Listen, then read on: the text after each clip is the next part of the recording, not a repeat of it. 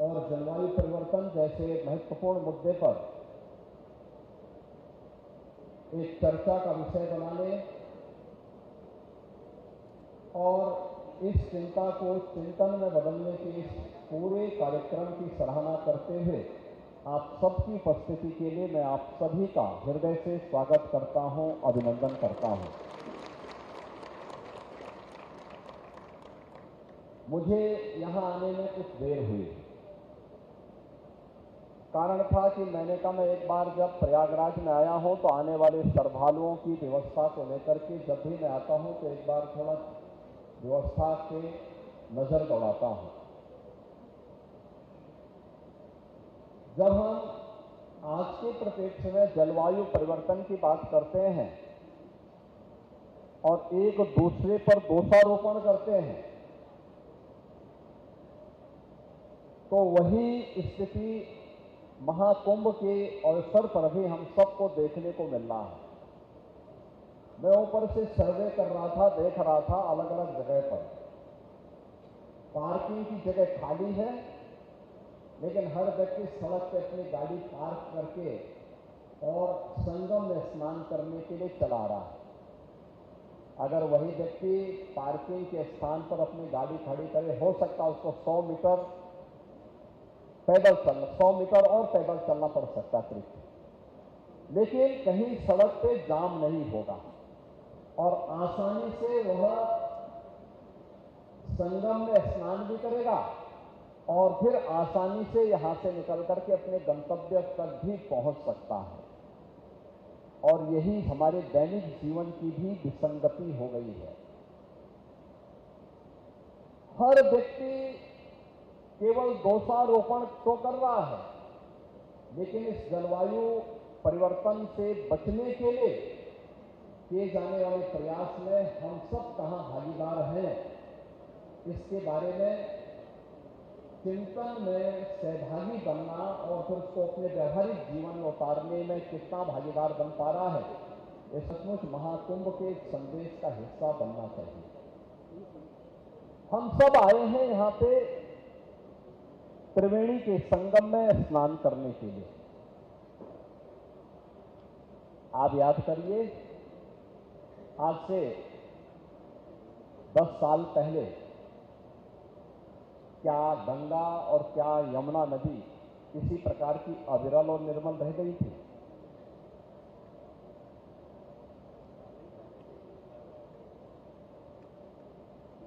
हमारा अथर्ववेद कहता है माता भूमि पुत्रोहम पृथिव्या। यह धरती हमारी माता है, हम सब इसके पुत्र हैं। हम जब अपने वैदिक सूत्रों में ढूंढते हैं तो हमें शांति पाठ में इस चराचर जगत के कल्याण की हम बात करते हैं, लेकिन दैनिक जीवन में हम स्वयं के मार्ग में, कल्याण के मार्ग में स्वयं बैरियर बनकर के खड़े हो जाते हैं। एक प्रश्न हमारे सामने है। आज सायंकाल तक 13 जनवरी से लेकर के 16 फरवरी के बीच इन 33 दिनों में 52 करोड़ श्रद्धालु मां गंगा, यमुना और मां सरस्वती की इस पावन त्रिवेणी में आस्था की डुबकी लगा चुके होंगे। 52 करोड़ लोग तब यहां डुबकी लगा पा रहे हैं जब मां गंगा और यमुना में और मां सरस्वती की कृपा से अविरल जल है। और जो भी डुबकी लगा रहा है वो एक आध्यात्मिक ऊर्जा का अनुभव करके अपने अनुभव को जब अपने गांव में और अपने आसपास के क्षेत्र में साझा कर रहा है तो वहां से फिर बड़े पैमाने पर श्रद्धालु आकर के इस पूरे आयोजन को इस रूप में सफलता की नई ऊंचाई तक पहुंचा रहे हैं कि दुनिया का ये सबसे बड़ा आयोजन बन गया, सबसे बड़ा आयोजन बन गया। आयोजन बड़ा है, स्वाभाविक रूप से हर व्यक्ति के मन में एक जिज्ञासा भी है। पर दुर्भाग्य से नई दिल्ली रेलवे स्टेशन पर एक दुर्भाग्यपूर्ण घटना घटित हुई। मैं इस अवसर पर उन सभी पुण्य आत्माओं को विनम्र श्रद्धांजलि भी अर्पित करता हूं। लेकिन बहनों और भाइयों, हम सबको सोचना होगा कि कार्बन उत्सर्जन का और पर्यावरण के प्रदूषण का कारण ही जलवायु परिवर्तन है। और जलवायु परिवर्तन का ही कारण हमारी अविरल इस धरती माता की धमनियों के रूप में जिन नदियों को कार्य करना चाहिए था, वे सूखती जा रही हैं। अनुमान करिए, अगर शरीर की रक्त धमनियां सूख गई तो शरीर की स्थिति क्या होगी। और ऐसे ही धरती माता की स्थिति भी है।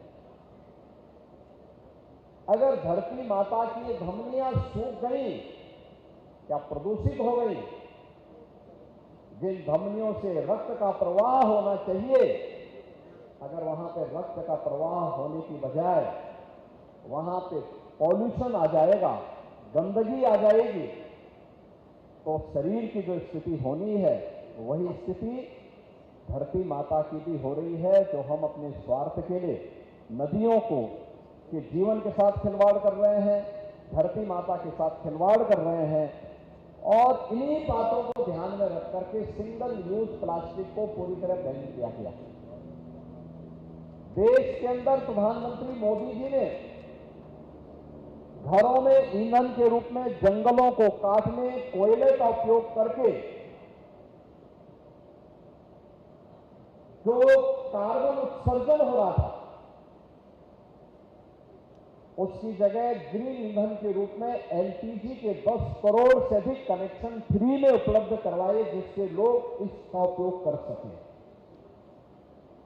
उत्तर प्रदेश में पिछले 8 वर्ष के अंदर हमारी सरकार ने 210 करोड़, नोट करना, 210 करोड़ वृक्षारोपण किया। और 210 करोड़ में जो वृक्षारोपण किए, इनमें जो हमने वन विभाग के द्वारा करवाए, इसमें 70 से लेकर 80% पौधे सुरक्षित हैं।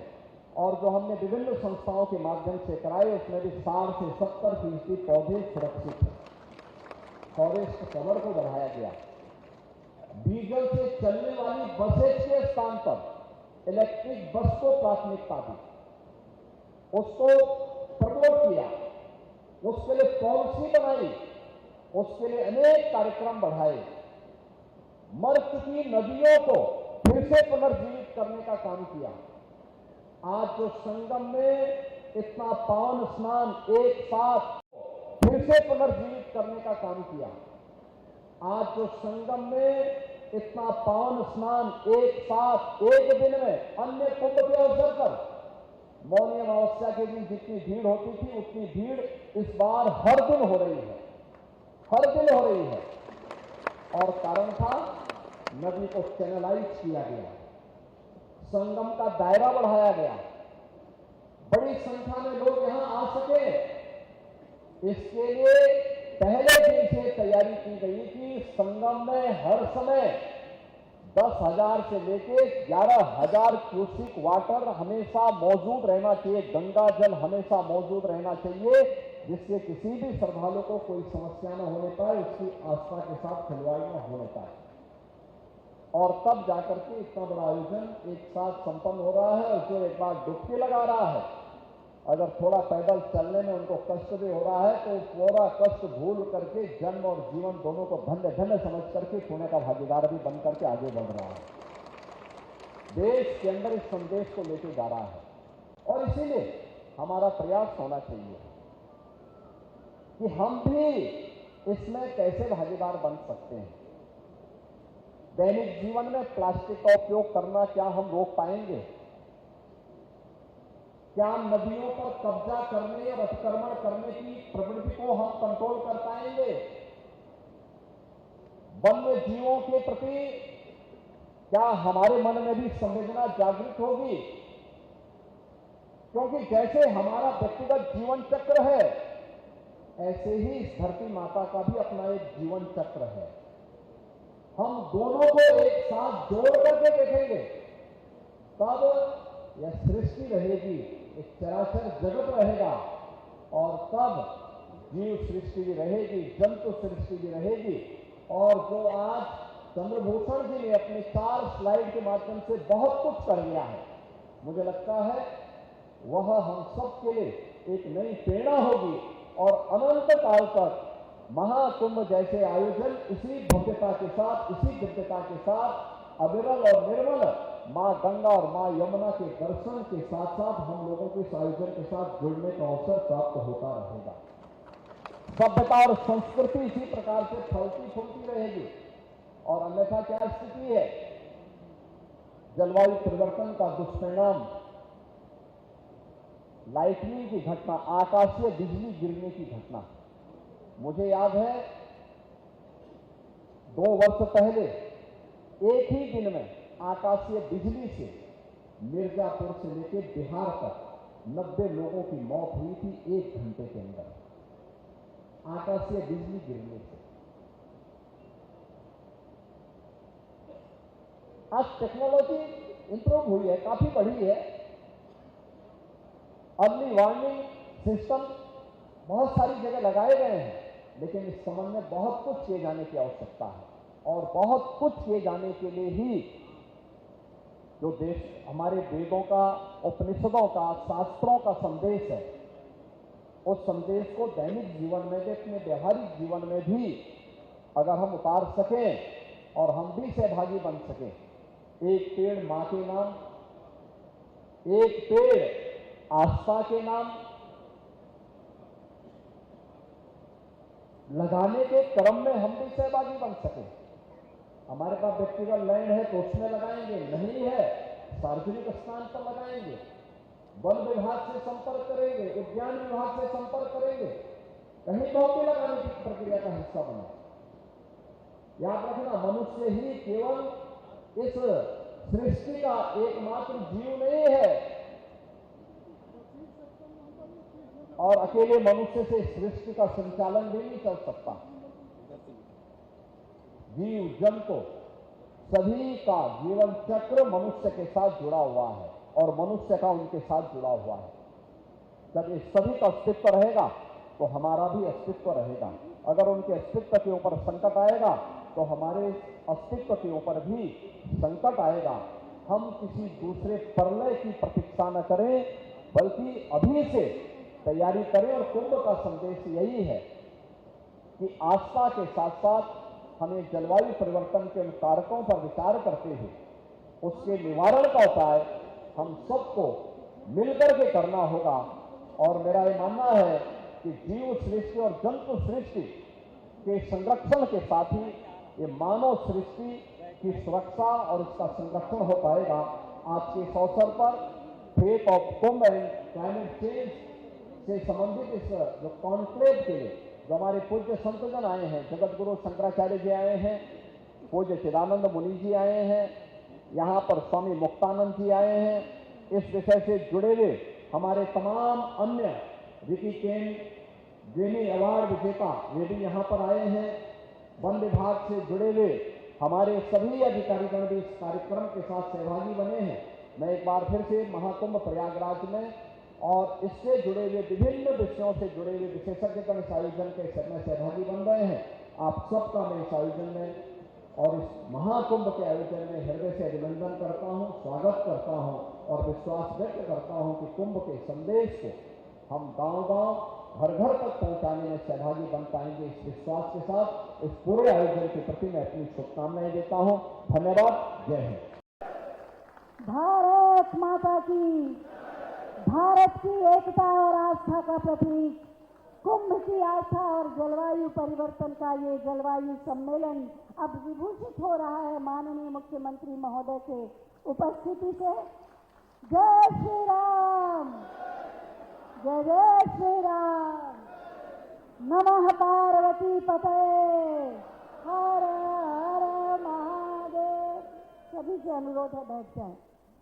इस आयोजन का विषय ही है कुंभ की आस्था और जलवायु परिवर्तन, और इसीलिए हमने ये माहौल बनाया ताकि कुंभ की आस्था का ये जयघोष, ये तरंग पूरे हिंदुस्तान तक जाए और अब जलवायु परिवर्तन के लिए मानवता के संकट से बचाने के लिए हम एक मंथन करेंगे। और अब मैं स्वागत की परंपरा को शुरू करने जा रही हूँ। माननीय मुख्यमंत्री महोदय विराजमान हैं। मैं माननीय राज्य मंत्री पर्यावरण, वन एवं जलवायु परिवर्तन डॉक्टर अरुण कुमार सक्सेना जी से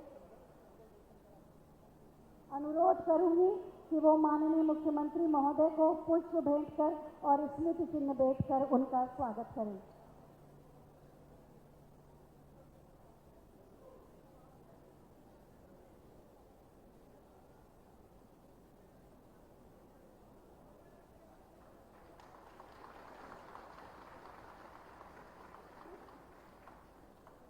हमारे मंच पर समाज के प्रकाश स्तंभ पूज्य धर्मगुरु मौजूद हैं।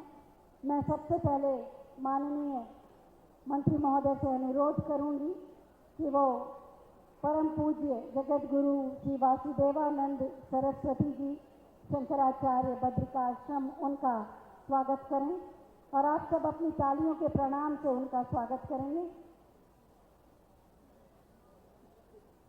उसके बाद केपी मलिक जी से अनुरोध है कि वो स्वामी चिदानंद सरस्वती जी अध्यक्ष परमार्थ निकेतन का स्वागत करें और साथ ही संस्थापक जगत गुरु कृपालु योग ट्रस्ट के स्वामी मुकुंदानंद जी का भी स्वागत करें। माननीय श्री केपी मलिक जी, माननीय राज्य मंत्री जी स्वागत करेंगे।